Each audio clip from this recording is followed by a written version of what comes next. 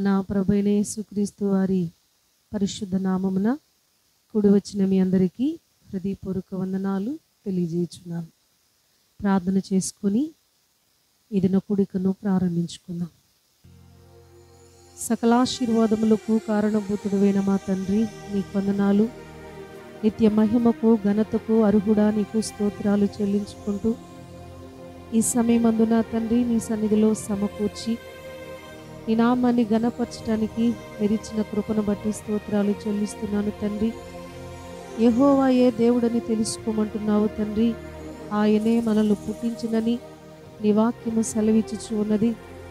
అయా, నీవు మేపే గొర్రెలుగా నా తండ్రి, ఈ యొక్క నా తండ్రి నైనా ప్రజలను నా తండ్రి నిత్యము కాయిచున్న గొప్ప దేవా, నీకు స్తోత్రాలు చెల్లిస్తూ నీ యందు భయభక్తులు కలిగి నీ త్రోవలో నడిచి నీ దీవెన పొందుకునే ధన్యత దయచేసి నీ యొక్క నా తండ్రి నాయన మహిమతో ప్రతి ఒక్క నా తండ్రి నాయన కుటుంబాలను దీవించి ఆశీర్వదించి కృపతో బలపరచమని యేసుక్రీస్తు వారి శ్రేష్టమైన నామమున ప్రార్థించి వేడుకుంటున్నాను పరమ తండ్రి, ఆమేన్. మంచిది, దేవుని వాక్యాన్ని చూద్దాం. చూడండి, కీర్తనల గ్రంథము మొదటి కీర్తన 3వ వచనాన్ని ధ్యానం చేసుకుందాం. అతడు నీటి కాలంలో ఎవరైనా నాటబడినదై ఆకు వాడక తన కాలమందు ఫలమిచ్చు చెట్టు వలె నుండును. అతడు చేయనిదంతయు సఫలమగును.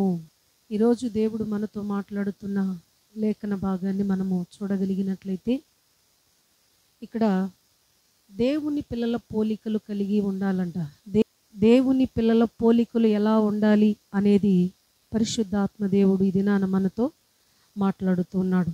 ఎలా ఉండాలంట దేవుని పిల్లల పోలికలు అంటే, ఒక 7 విధాలైన పోలికలను ఈరోజు మనం చూడొచ్చు. జీవము కలిగిన దేవుడు, భూమి మీద ఉన్న తన యొక్క భక్తులు వారి యొక్క విధానము, అలాగనే వారి భక్తి విధానములో నేర్చుకునే కొన్ని శ్రేష్టమైన లక్షణాలను ఆయన మన నుంచి ఆశిస్తూ ఉన్నాడు.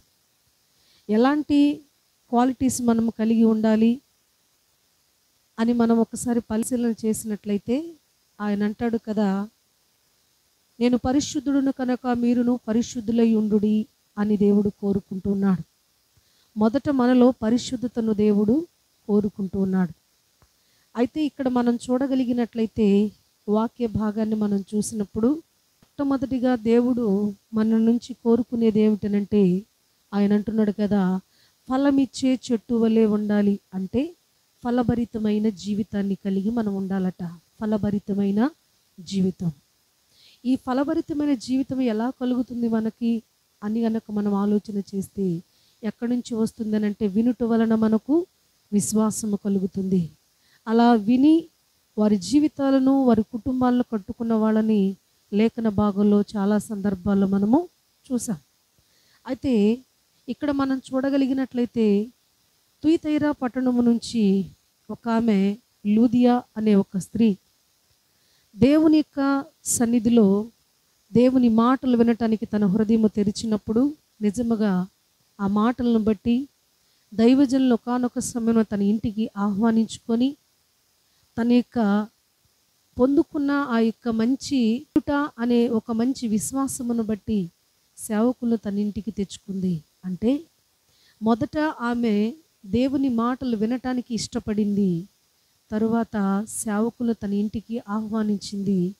ఆ తర్వాత ఏం జరిగిందనంటే, తన కుటుంబాన్ని ఫలభరితముగా మార్చుకోగలిగింది అనేది ఇక్కడ మనము చూడొచ్చు. దేవుని పిల్లల పోలిక ఏమిటనంటే, ఎప్పుడు ఫలించే అనుభవం కలిగి ఉండాలి. అందుకనే ఈ లూదియా ఏమనుకుంది అనంటే, నేను మంచి మార్గంలో ఉన్నాను, నేను మంచి ఒక దైవ కృప కలిగి నేనున్నాను, ఈ దైవ లక్షణము నా పిల్లలలోనూ నా యొక్క భర్తలో కూడా ఉండాలి అనేది ఆమె ఆశించి దైవజనుల ద్వారా తన కుటుంబానికి సువార్త ప్రకటింప చేసుకుని వారు దేవునిని అంగీకరించినట్లుగా మనకు కనబడుతుంది. ఇప్పుడు ఆ కుటుంబం ఎలా ఉంటుందో తెలుసా?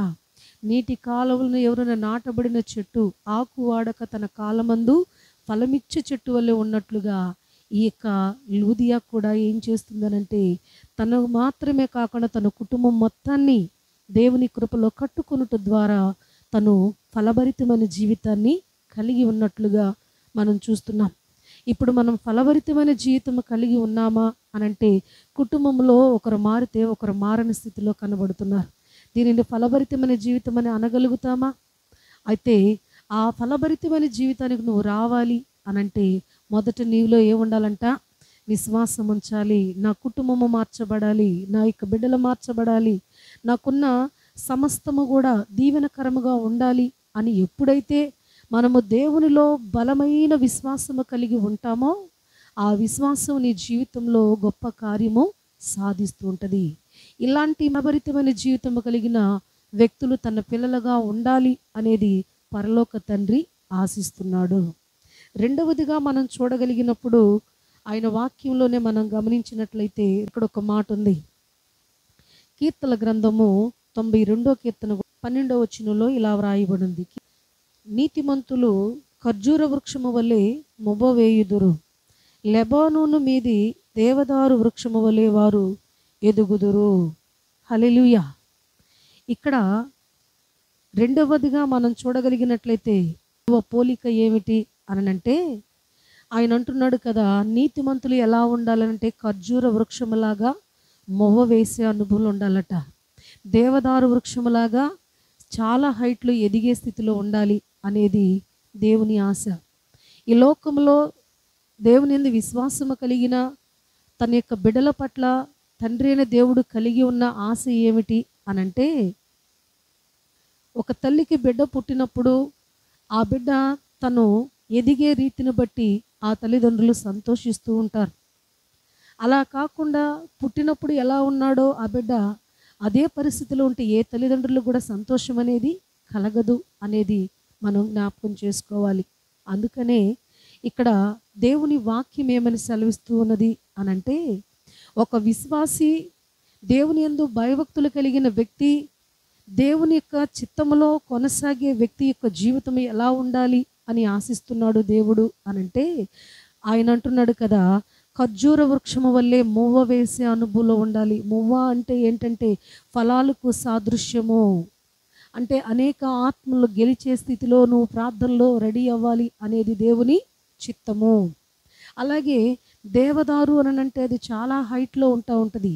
దేవదారుని ఎందుకు రాయబడి ఉన్నది అనంటే తిన్నని జీవితం కలిగి ఉండాలి. ఏది కూడా నీ యొక్క ఎదుగుదలను అణిచివేసే స్థితిలో నీకు ఎదురనేది లేకుండా జీవమగలిగిన దేవుని ఎదుట నీవు గనక విశ్వాసముతో నీ ఆత్మీయ జీవితంలో ముందుకు నువ్వు వెళ్ళినప్పుడు నీ జీవితం ఎలా ఉంటుందనంటే ఒక ఉన్నతమైన శిఖరాగ్రానికి చేరగలిగిన ఆ గొప్ప నిరీక్షణను నీకు పుట్టిస్తూ ఉంటుంది. అందుకనే తన బిడ్డలైన వారు ఎలా ఉండాలని దేవుడు కోరుకుంటున్నాడు అనంటే మొవ్వ వేసే అనుభవంలో ఉండాలి. తర్వాత ఎదిగే అనుభవంలో పరిపూర్ణతలోకి వచ్చిన ఒక ఉన్నత శిఖరాగ్రానికి చేరగలిగిన మంచి భక్తిని సాధన చేసుకోవాలి అనేది దేవుని యొక్క ఆశ ఉన్నది అనేది మనము మర్చిపోకూడదు. అందుకని ఆయన వాక్యంలో ఈ యొక్క దేవదారు, ఈ యొక్క ఖర్జూర వృక్షము చిగురించే అనుభవానికి గుర్తుగా మనకు కనబడుతుంది. చిగురించే అనుభవం అంటే అభివృద్ధి చెందాలి. నీవు మొవ్వ వేయాలి, ఎదగాలి, అభివృద్ధి చెందాలి. అలా ఎప్పుడు మనము ఉండాలనేది పరలోక తండ్రి యొక్క చిత్తమై ఉన్నది అనేది మనం చూస్తూ ఉన్నాం. మూడవ సందర్భంలో దేవుని పిల్లల పోలికల్లో మూడవదిగా మనం చూసినప్పుడు సంఖ్యాకాండము చూడండి. సంఖ్యాకాండము 23వ అధ్యాయము 24వ వచనాన్ని చూద్దాం. ఇదిగో ఆ జనము ఆడసింహం వలె లేచును, అది సింహం వలె నిక్కి నిలుచును, అది వేటను తిని చంపబడిన వాటి రక్తము త్రాగు వరకు పండుకొనదు. హల్లెలూయా. ఇక్కడ ఈ మాట ఎవరు సెలవిచ్చుచున్నారు అనంటే, ఎవరు తెలియజేయుచున్నారు అనంటే, బిలాము ఉపమాన రీతిగా ఇశ్రాయేలు ప్రజల గురించి బాలాకుతో మాట్లాడుతున్నాడు. ఏమని మాట్లాడుతున్నాడు బాలాకుతో అనంటే, వాళ్ళు చూడడానికి నువ్వేదో కొట్టేసే అంత ఈజీగా ఉన్నారని నువ్వు అనుకుంటున్నావేమో, కానీ వారు ఎలాంటి వాళ్ళు అననేది ఇక్కడ బిలాం మాట్లాడుతున్నాడు. ఎలాంటి వాళ్ళు అంటే వాళ్ళు ఆడసింహం లాంటి వాళ్ళు. ఇప్పుడు ఒక మాట మనం చూడగలిగినట్లయితే ఇజ్రాయేలీ దేశంలో ఉన్నవారు కొద్దిమందే కావచ్చు, కానీ వారిని జయించాలనంటే అనేక దేశ ప్రజలు ఆలోచన కలిగి ఉన్నారు. ఎందుకనంటే వారు ప్రత్యేకించబడిన జనాంగము. అందుకనే వారు ఈజీగా ఉన్నారులే, కొట్టేద్దాంలే అనుకుంటానికి వీలు లేదు అనేది మనం ఇక్కడ చూడొచ్చు. ఈ మాటను ఇక్కడ మనకెందుకు రాయబడి ఉన్నది అని మనం ఏ రీతిగా ఈ మాటను మనము అవగాహన చేసుకోవచ్చు అనంటే, ఈరోజు మన జీవితంలో మనము కూడా ఎలా ఉండాలంటే సింహము వలె జయించాలి అనేది దేవుని యొక్క చిత్తమై ఉన్నది మన పట్ల. అంటే సింహము అనంటే అది జై జీవితానికి సాదృశ్యంగా కనబడుతుంది. అంటే ఏంటి అనంటే అడవిలో ఉన్న మృగములన్నిటికన్నా కూడా సింహము అనేది ఒక ప్రత్యేకమైనదిగా మనకు కనబడుతున్నది. అలాగే ఈ లోకం అనే అరణ్యంలో అపవాది అనే దుష్టుడు తిరుగుతూ ఉన్నాడు. వీడిని మనం జయించాలి అనంటే మనం ఏం చేయాలంటే, వీడిని మనం జయించాలి అనంటే మనము ఖచ్చితంగా వేటాడుట నేర్చుకోవాలి. ఏ వేటాడాలి మనము? ఏ వేటాడాలి అనంటే అపవాది యొక్క మరి యుక్తుల నుంచి మనం ఏ రీతిగా బయటికి రావాలి, అపవాదిని ఎలా ఎదిరించాలి, ఎలా జయించాలి అనంటే నీ శక్తి వలనో, నీ బలం వలనో, నీ జ్ఞానం వలనో అపవాదిని నీవు జయించలేవు.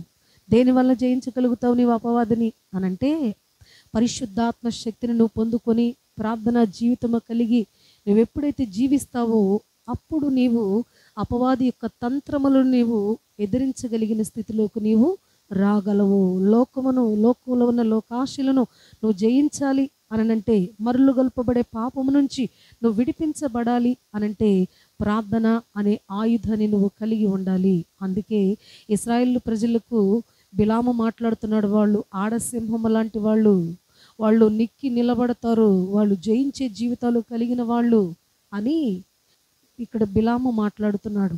ఈరోజు పరిశుద్ధాత్మ దేవుడు వారిని బట్టి మనకేమి నేర్పిస్తున్నాడంటే, ఈ లోకంలో అపవాది అనేవాడు ఉన్నాడు, కాబట్టి వాడిని జయించాలి నీవు అనంటే ప్రార్థన అనే ఆయుధము నీ జీవితంలో ఎప్పుడైతే ఉంటుందో అపవాదిని నువ్వు జయించగలుగుతావు. అప్పుడు అపవాదికి నువ్వు ఎలా కనపడతావు తెలుసా?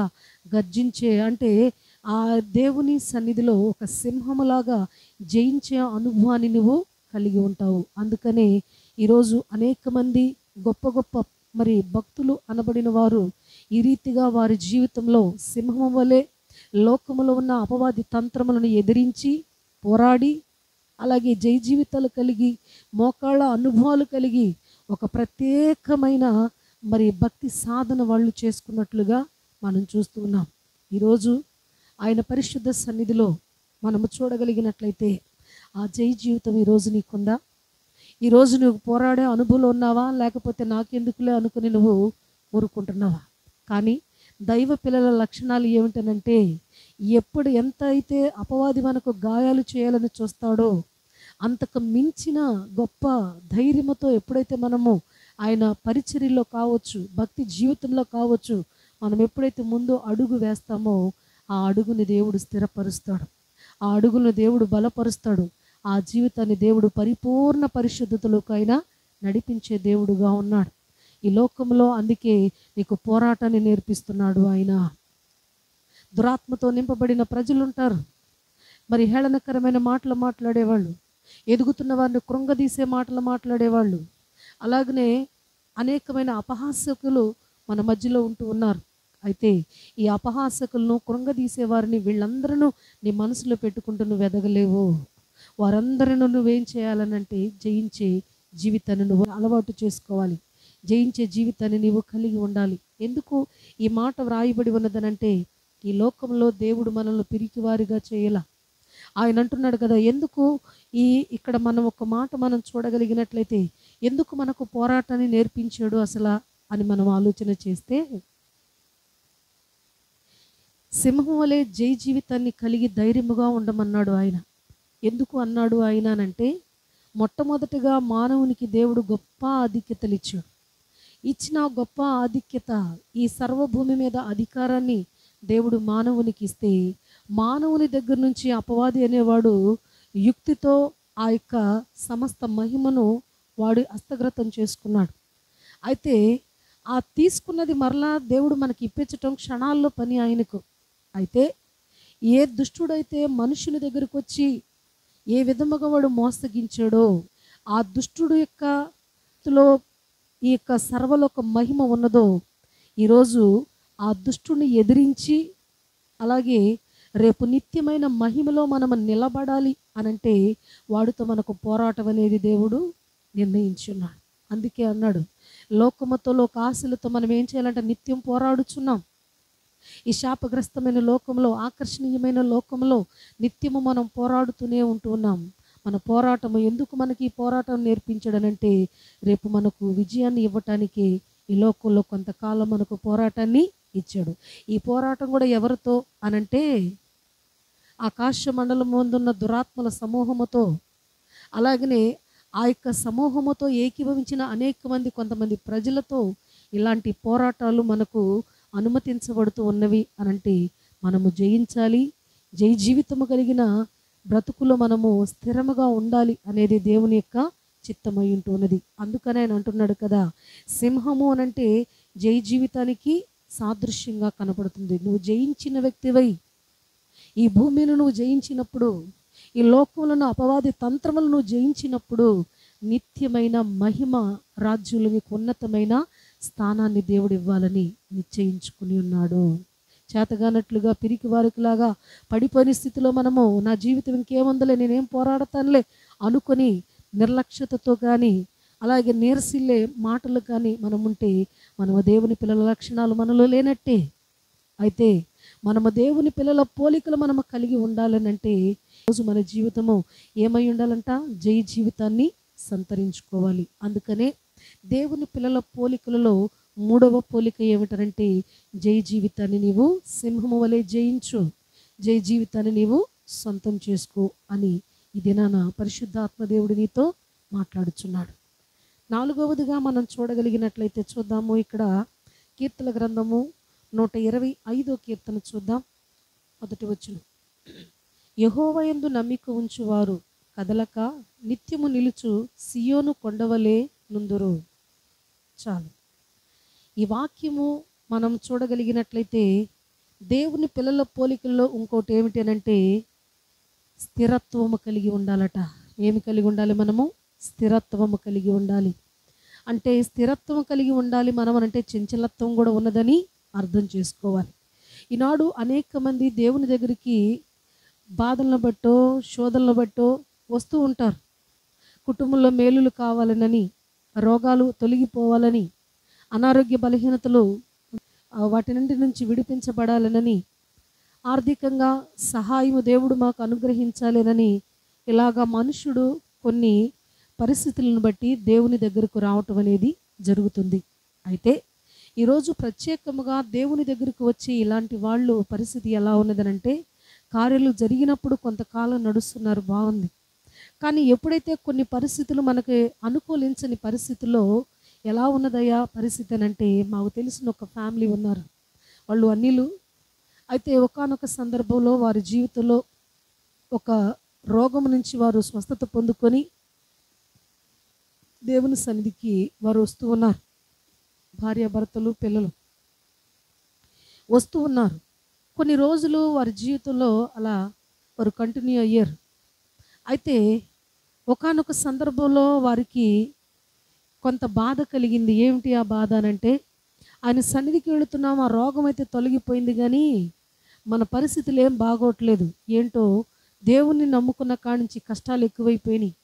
ఈ పరిశుద్ధ గ్రంథం తెచ్చి ఇంట్లో పెట్టుకున్న కాడి నుంచి మనకేంటో ఏది చేయాలన్నా కానీ ఆటంకంగా ఉంది. ఏదైనా మాట్లాడాలన్నా కానీ అది మాట్లాడకూడదు అంటారు, ఏదైనా చేయాలన్నా కానీ అది చేయకూడదు అంటారు. ఇదంతా కూడా నాకు చాలా ఆటంకంగా ఉంది అని వారు ఒక్కటే అనుకున్నారు. ఏమిటనంటే, ఇన్ని పరిస్థితులలో మేము ఎంతో భక్తి చేసాము కానీ ఎక్కడ కూడా ఇన్ని ఆంక్షలు అనేవి లేవు.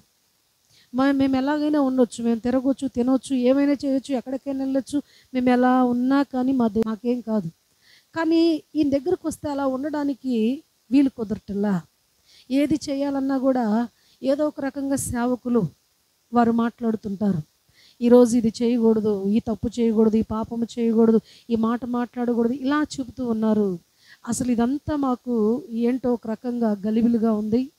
స్వస్థత అయితే పొందుకున్నాం కానీ ఇక అంతటితో చాలు. ఇక దేవుడు స్వస్థతకు దేవుడు, ఇక అంతే.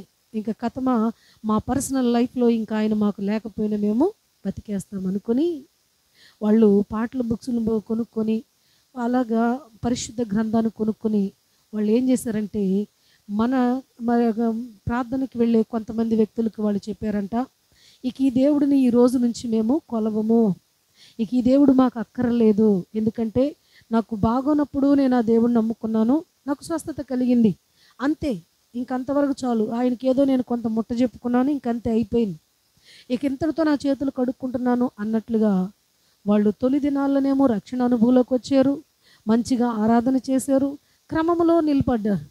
ఎప్పుడైతే వారు వాక్యమును బట్టి వారి జీవితాన్ని ఒకసారి పరిశీలన చేసుకుంటే వారు ఇమ్మడలేకపోతూ ఉన్నారు దేవునిలో.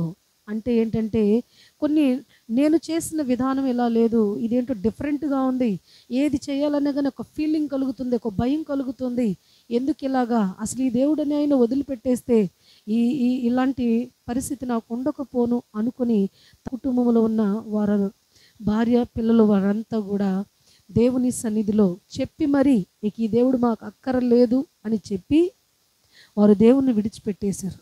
వారు రేపు ఎలా ఉంటారు తెలుసా, భ్రష్టత్వంలోకి వెళ్ళిపోతారు, భయంకరమైన తీర్పులో వాళ్ళు నిలబడతారు. దేవుని దగ్గరకు వస్తేవి, దేవుని కార్యాలు చేయమని అడిగేవు, చేశాడు, ఆయన చెప్పింది ఏంటి, నీకు మంచి క్రమంలో క్రమశిక్షణలో నువ్వు జీవించు, నీకు ఆర్థికంగా బాగుంది, ఆరోగ్యంగా బాగుంది, అంతా బాగుంది, కానీ వాళ్ళకి భూమి మీద స్వేచ్ఛ లేదు అన్న ఒక కారణము చేత వారు చేసే ప్రతి పని మరి ఈ పరిశుద్ధ గ్రంథం అడ్డుగా ఉన్నది అన్న ఒక్క కారణము చేత దేవుణ్ణి విసర్జించటం అనేది జరిగింది. అంటే దేవుని దగ్గరకు వచ్చినట్లే వచ్చి వారు కొంతవరకే వారి అవసరం గడిచిన తర్వాత వారు మరలా లోకంలో కలిసిపోయారు. ఇలాంటి వాళ్ళు ఉండకూడదు అలాగా. అందుకని అంటాడు, ఉంటే వెచ్చగానైనా ఉండు, లేదంటే చల్లగానైనా ఉండు, నులివెచ్చని జీవితం నాకు అసహ్యము, రేపు నీ ముఖం మీద నేను ఉమ్మి వేస్తాను అని అంటున్నాడు. ఈరోజు ప్రియమైన దేవుని బిడ్డలారా, ఆయన పరిశుద్ధ సన్నిధిలో ఆలోచన చేయి. ఈరోజు నీ భక్తి విధానం ఎలా ఉన్నది? వస్తున్నావా, ఆయన సన్నిధికి వెళుతున్నావు, ఏమన్నా నేర్చుకున్నావా? ఆ విన్న వాక్యమును బట్టి ఏదన్నా బ్రతుకు దిద్దబడిందా? ఏదైనా క్రమపరచబడిందా నీ జీవితము? లేకపోతే సంవత్సరాల తరబడి దేవుని యందు విశ్వాసం ఉంచి నమ్మిక కలిగి ఉండి భక్తి చేస్తున్నాను అంటున్నావు, కానీ ఆ భక్తిలో ఉన్న శక్తి నువ్వు గ్రహించలేకపోతే మరి మనము ఎలా స్థిరత్వంగా ఉండగలుగుతామో? ఈరోజు ఈ లోక ఆకర్షణలకే నువ్వు పడిపోతే రేపు ఆయన ఎదుట నువ్వు ఎలా నిలబడగలుగుతావు? అందుకనే దేవుని యందు నమ్మిక ఉంచాలంట. మనం స్థిరముగా ఉండాలంటే మొదట ఏం చేయాలి? దేవుని పిల్లల పోలిక ఏం చూస్తున్నాడు ఆయన? నమ్మిక ఉంచు, నా యందు నువ్వు నమ్మిక ఉంచినప్పుడు నీకు స్థిరత్వాన్ని నేను ఇస్తానంటున్నాడు. కొండను మనము పెకిలించలేం, అందుకని అని అంటున్నాడు కదా, కొండ లాంటి గొప్ప దృఢత్వము నువ్వు కలిగి ఉండగలిగినప్పుడు నీవంత స్థిరముగా నాలో నీవు నిలబడగలుగుతావు. అంటే ఈ యొక్క కొండ అనేది స్థిర జీవితానికి, స్థిరత్వానికి సూచనగా కనబడుతుంది. ఈరోజు నీ విశ్వాస జీవితము ఎలా ఉన్నది? గాలికి ఊగే రెల్లులాగున్నదా? నీటి మీద లేచిన బుడగలాగున్నదా? ఈరోజు ఇంతలో కనబడి అంతలో మాయమైపోయేటట్లుగా నీ ఆత్మీయ జీవితం కనబడుతుందా? లేదు. ఆయన వెక్కిరించబడే దేవుడు కాదు. ఆయన యందు నువ్వు విశ్వాసం ఉంచావనంటే, మొదట నీకు విశ్వాసం కలగాలంటే నువ్వు దేవుని యందు భయం నేర్చుకోవాలి, అలాగే నమ్మిక నేర్చుకోవాలి. దేవుని యందు భయభక్తులు, దేవుని యందు నమ్మిక నువ్వు కలిగినప్పుడు నిన్నెవ్వరు కూడా కదిలించలేరు. నిన్నెన్నడూ కూడా ఆత్మీయ జీవితం నుంచి పడద్రోయటానికి శత విధాల దుష్టుడు నీ మీద అగ్ని బాణములు ప్రయోగించినా కానీ నిన్ను ఏమాత్రము కూడా కొంచెము కూడా వంచజాలడు వాడు. ఎందుకనంటే నువ్వంత దేవుళ్ళు స్థిరముగా ఉన్నావు. ఒక్కసారే కుటుంబం అంతా కూడా ఒక్క దినమందే కుప్పలాగా కూలిపోయింది యోబు జీవితంలో. అయితే యోబు నేర్చుకుంది ఏమిటి అనంటే, మొదట్లో కాస్త వాదన పెట్టుకున్నా కానీ తర్వాత తను దేవుని గురించి తెలుసుకుని తను చెప్పిన మాట ఏంటంటే, 10 మంది బిడ్డలు పోయినా, ఆస్తి అంతస్తులన్నీ కాలిపోయినా, తనకున్న శరీరం అంతా కూడా గాయాలమయమైపోయి కురుపులతో భయంకరమైన దుర్గంధంతో ఉన్న తన భార్య వచ్చి తనను చావమని దూషించినా కానీ ఒకే ఒకటి నేర్చుకున్నాడు. ఏంటో తెలుసా? యెహోవా ఇచ్చెను, యెహోవా తీసుకొనెను, యెహోవా నామానికే స్తుతి కలుగునుగాక. హల్లెలూయా. ఈరోజు మన జీవితంలో దేవుడు కొన్ని విషయాల్లో మన యొక్క జీవితంలో కొన్నిసార్లు అగ్ని వంటి శ్రమలు మనకు సంభవించినప్పుడు ఎవరిని మనం జ్ఞాపకం చేసుకోవాలంట? జీవము కలిగిన దేవునిని. యోబు మానవుడే కదా, మనుషుడే కదా, ఏదో అంతగా నిరీక్షణ కలిగి ఉండగలిగాడు అని అంటే, ప్రియమైన దేవుని బిడలారా, యోబులో మనం ఏమి చూడవచ్చు అని అంటే, ఇక్కడ యోబులో మనం ఏమి చూడొచ్చు అంటే, నా దేవుడు కొంతకాలము నాకు ఈ పరిస్థితిని అనుమతించిన సమస్తము నా దేవుడు ఇచ్చాడు, ఆయనే తీసుకున్నాడు, ఆయనకే నేను స్తుతి చెల్లించాలి. అందుకే మన జీవితంలో మనము చూడగలిగినప్పుడు ఇక్కడ ఈ వాక్య భాగంలోనే మనం చూడగలిగినట్లయితే స్థిరత్వానికి గుర్తుగా మనం చూసాము కదా. అందుకనే స్థిరముగా బాధలు వచ్చినా కానీ, కష్టాలు ఎదురైనా కానీ ఎంత స్థిరముగా నిలబడ్డాడు అనంటే, యోబు జీవితం మనకు ఒక ఉన్నతమైన మంచి మాదిరిగా ఒక భక్తుడు మనకు కనబడుతున్నాడు. ఈరోజు నీ జీవితంలో అలాంటి స్థిరత్వమైన జీవితమును, స్థిర జీవితాన్ని నువ్వు కలిగి ఉన్నప్పుడు యోబు రెట్టింపు దీవెన పొందుకున్నట్లుగా మనం చూస్తున్నాం. అలాగనే ఈరోజు నీ ఆత్మీయ జీవితంలో, నీ ఆత్మీయ ప్రయాణంలో నీవు చంచల స్థితిలో ఉన్నావా, లేదనంటే విశ్వాసులను స్థిరముగా ఉన్నాను అని నువ్వు అనుకుంటున్నావా? ఈరోజు పరిశుద్ధాత్మ దేవుడు మనతో మాట్లాడుచున్నాడు. అందుకే కొండ స్థిరత్వానికి సూచన.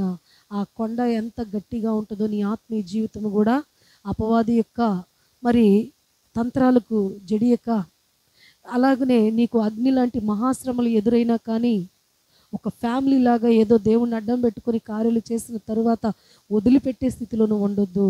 ఎన్ని కష్టాలు, ఎన్ని నష్టాలు, ఎన్ని బాధలు యోబుకు సంభవించిన సమస్తము దేవుని పాదాల దగ్గరే మొర్ర పెట్టుకొని రెట్టింపు దీవెన పొందుకున్నాడు. అందుకే అంటాడు, క్షణమాత్రం నిన్ను విడిచితే గాని శాశ్వతమైన ప్రేమతో నేను నిన్ను ప్రేమించుచున్నాను.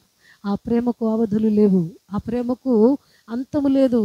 అంత శాశ్వతమైన ప్రేమతో ఆయన నిన్ను నన్ను తను ప్రేమించే దేవుడుగా కనబడుతున్నాడు. అందుకనే వీరు దేవుని పిల్లల పోలికలలో మరొకటి మనం చూసేమో, 4వది కొండ స్థిరత్వానికి సూచనగా ఉన్నది. నీ ఆత్మీయ జీవితంలో స్థిరముగా ఉండాలి అనేది దేవుని యొక్క చిత్తమై ఉంటుంది అనేది నువ్వు గ్రహించాలి. 5వదిగా మనం చూసినప్పుడు మలాకి గ్రంథం చూడండి, 4వ అధ్యాయము. అయితే నా నామమందు భయభక్తులు గలవారుగు మీకు నీతి సూర్యుడు ఉదయించును, అతని రెక్కలు ఆరోగ్యమును కలుగు చేయును గనుక మీరు బయలుదేరి క్రొవ్విన దూడలు గంతులు వేయినట్లు గంతులు వేయుదురు. ఇక్కడ మనము 5వదిగా మనము చూడగలిగినట్లయితే ఇక్కడ మనం చూద్దాం. అంటే ఇది ఆనందానికి గుర్తు. ఏ ఆనందం ఇది అనంటే, మలాకి గ్రంథంలో మనం చూసినప్పుడు ఇది ఏ ఆనందం అనంటే రక్షణ ఆనందము అనేది మనము జ్ఞాపకం చేసుకోవాలి. అంటే దేవుని పిల్లల పోలికలలో మరొకటి ఏమిటనంటే రక్షణ ఆనందము. ఈనాడు రక్షణ పొందిన అనేకులు కూడా ఆనందించలేకపోతున్నారు. కారణం ఏమిటనంటే ఐహిక విచారము వారి సంతోషాన్ని అణిచివేస్తూ ఉన్నది. అయితే ఈరోజు జీవము కలిగిన దేవుడు నీతో మాట్లాడుతున్నాడు. నీ యొక్క జాతి వారు నిన్ను వెలివేస్తున్నారా? ఆ యొక్క తక్కువ దేవుని నమ్ముకున్నావు, నిన్ను మా సమాజం నుంచి వెలివేస్తామని ఒకవేళ మనం భయపెడుతున్నారా నిన్ను? ఇదిగో నా దేవుని నామములో ఈరోజు పరిశుద్ధాత్మ దేవుడు నీతోనే మాట్లాడుతున్నాడు.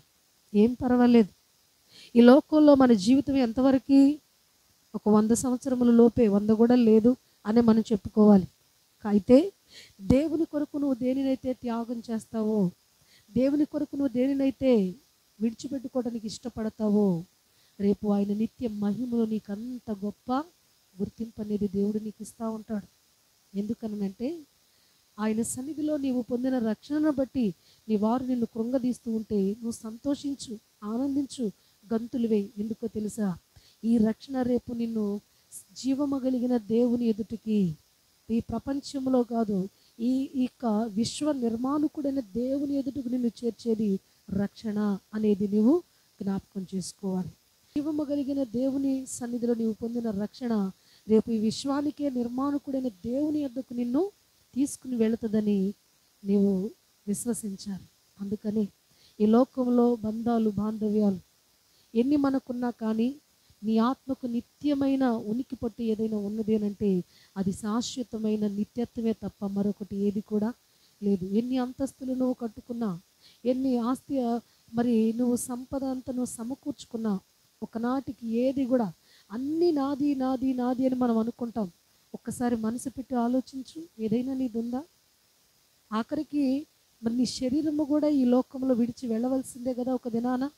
అయితే నీ ఆత్మ అనేది పర్మనెంట్గా ఉంటుంది కాబట్టి రేపు మహిమ శరీరము వచ్చిన తర్వాత నీ యొక్క పర్మనెంట్ లైఫ్ అనేది ఎక్కడ స్టార్ట్ అవుతుంది అని అంటే దేవుడు నిర్ణయించే స్థలము అనేది ఒకటి ఉన్నదని నువ్వు గుర్తెరగాలి. ఈ లోకంలో నువ్వు దానాలు, ధర్మాలు, యాగాలు, యజ్ఞాలు నువ్వెన్ని చేసినా కానీ నీ ఆత్మకు నిత్యమైన రక్షణ అనేది లేకపోతే నీ ప్రయాస అంతా కూడా వృధా అయిపోతుంది. అందుకనే ఆయన పరిశుద్ధ సన్నిధిలో రక్షణ పొందిన అనేక అన్యజనమా, ఈరోజు నీ వారి నుంచి నువ్వు దూరం అయిపోతున్నావు, ఈ రక్షణ పొందుకుంటూ వల్లనే నన్ను వెలివేశారన్న బాధలో నీవు ఉన్నావేమో. కానీ దేవుని వాక్యం ఏమని సెలవిస్తుందంటే నువ్వు సంతోషించు, నువ్వు గంతులు వేయి. ఎందుకో తెలుసా? ఆ రక్షణే రేపు నిత్యమైన రక్షకుని దగ్గరకు నేను నడిపించిందన్న సంగతిని నీ మనసును పెట్టుకోమని ఇది నా పరిశుద్ధాత్మ దేవుడు మనతో మాట్లాడుతున్నాడు. అందుకనే దేవుని పిల్లల పోలిక మరొకటి ఏమిటనంటే రక్షణ ఆనందము ఎవరైతే కలిగి ఉంటారో వారిలో దైవ లక్షణాలు ఆయన పోలికలు ఉన్నట్లుగా ఆయన గుర్తిరుగుతూ ఉన్నాడు. అలాగే మనము ఆరోదిగా మనం చూడగలిగినట్లయితే కీర్తన గ్రంథం 103వ కీర్తన మనం చూస్తే ఇక్కడ ఇలా వ్రాయబడింది. 5వ వచనం, పక్షిరాజు యవనము వలె నీ యవనము క్రొత్తదగుచుండునట్లు మేలుతో నీ హృదయమును తృప్తిపరచుచున్నాడు. చాలు.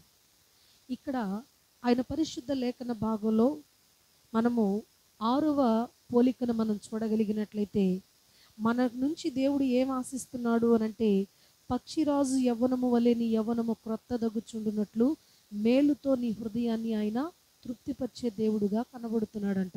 అంటే ఆయన పరిశుద్ధ సన్నిధానంలో ఈరోజు ఆయన నిన్ను ఏమని అడుగుతున్నాడనంటే పాతవి గతించిపోయినవి, అలాగే పాత అనుభవాల్లోనూ చేదైన మరి అనుభవాల్లో నువ్వు ఉండిపోయి దేవుడంటే ఇంతే అని నువ్వు అనుకుంటావేమో.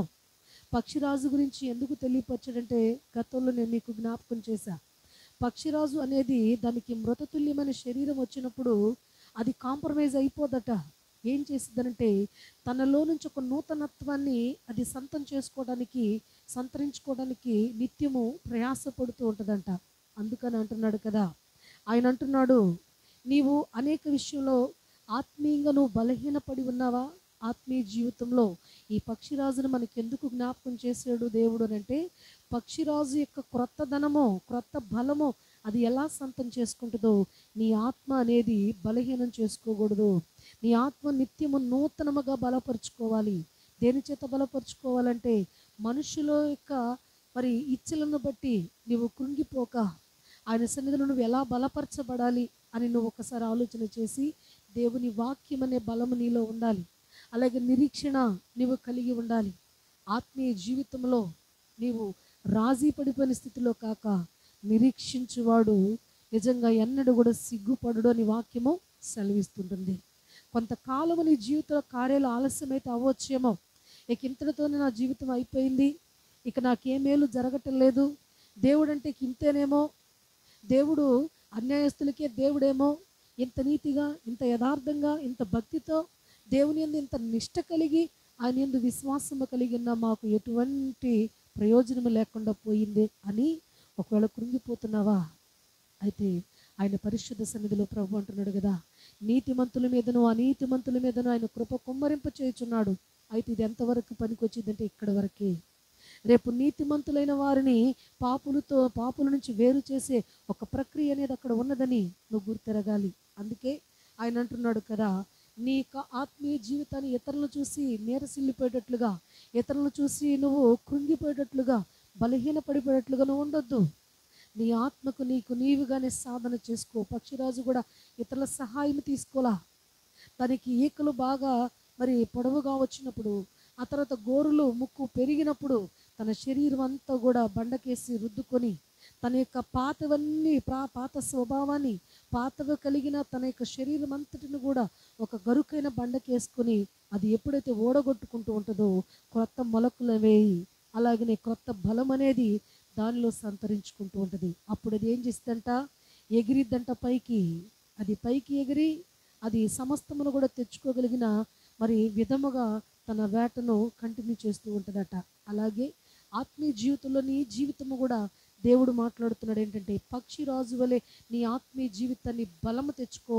పాత రోత జీవితాన్ని తొలగించేసుకుని నీ ఆత్మను దేవునిలో నువ్వు స్థిరపరచుకున్నప్పుడు నీ జీవితం ఎలా ఉంటుంది అని అంటే, ఒక నూతనత్వానికి నువ్వు రాగలుగుతావు.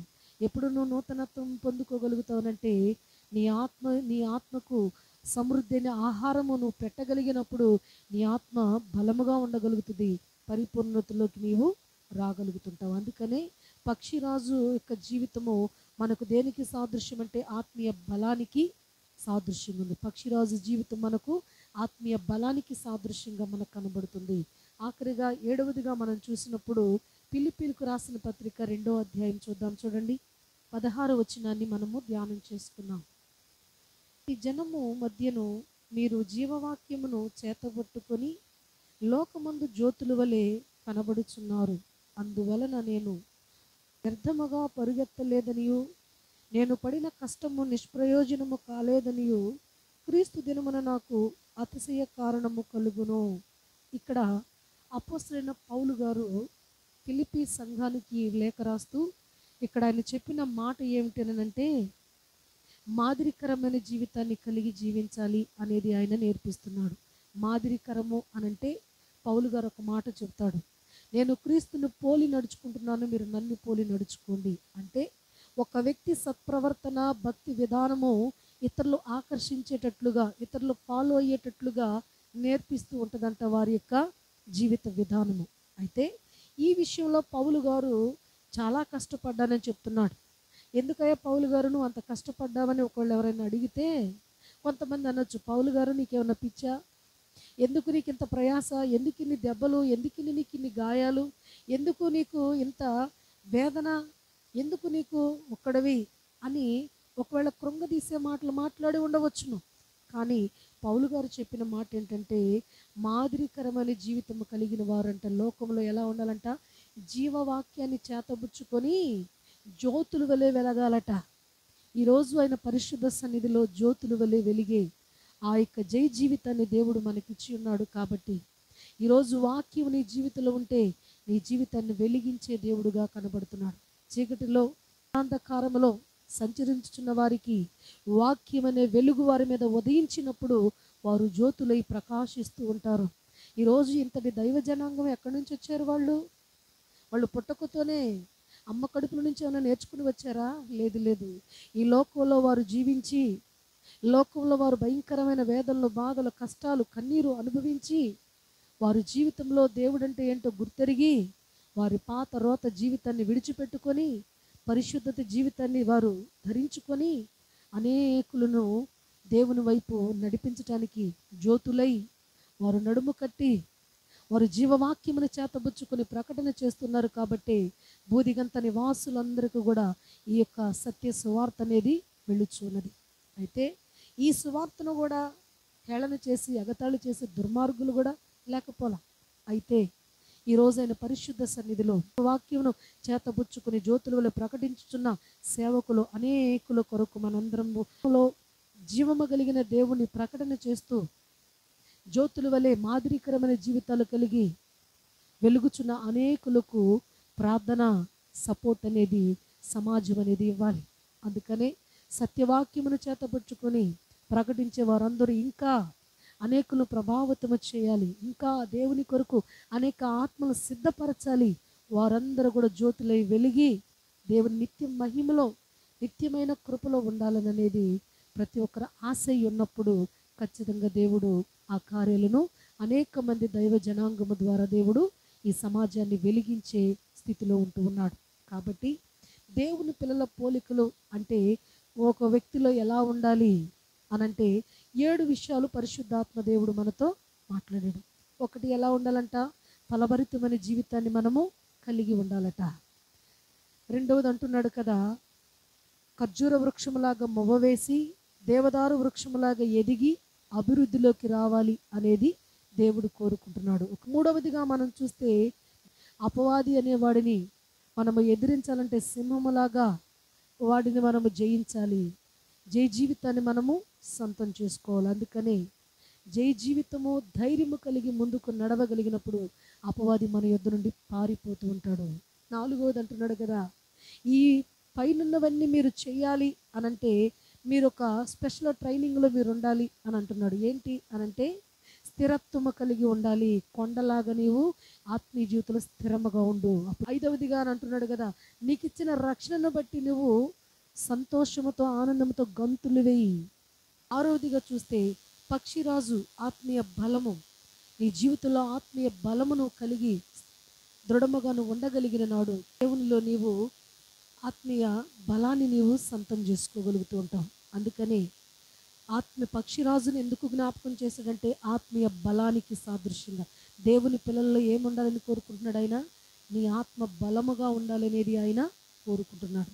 ఆఖరిగా ఆయన అంటున్నాడు కదా, లోకానికి నీవు ఒక వెలుగు వెలగాలంటే వాక్యము నువ్వు చేతబట్టుకొని, జీవవాక్యము నువ్వు చేతబట్టుకొని ఆయన సన్నిధిలో నువ్వు ప్రార్థన చేసినప్పుడు లోకంలో మాదిరికరమైన జీవితము ఒక జ్యోతులు వెళ్ళి నిన్ను వెలిగించే దేవుని చేతిలో మనం ఉన్నాము. కాబట్టి ఆయన చిత్తానుసారముగా మనము జీవించినప్పుడు దేవుని పిల్లల పోలికలు అనంటే ఈరోజు మనము ఈ 7 విధాలు మనం నేర్చుకున్నాము. కాబట్టి అటు పరిశుద్ధాత్మ దేవుని యొక్క పోలిక మనలో ఉండి ఆయనను సంతోషపరిచే విధముగా మన భక్తిని మనము సాధన చేసుకోగలిగిన నాడు ఆ పరలోక తండ్రి నిన్ను బట్టి సంతోషిస్తూ ఉంటాడు. నిన్ను బట్టి సమాజానికి మేలు కలుగుతూ ఉంటుంది. నిన్ను బట్టి నీ యొక్క సంఘము, నీ యొక్క గ్రామము దీవెనకరంగా ఉంటుంది. అట్టి పరిశుద్ధాత్మ దేవుని యొక్క సన్నిధి అనేకులను దేవుడు ఆత్మీయ జీవితంలో జ్యోతులై వెలిగించునుగాక. ఆమేన్.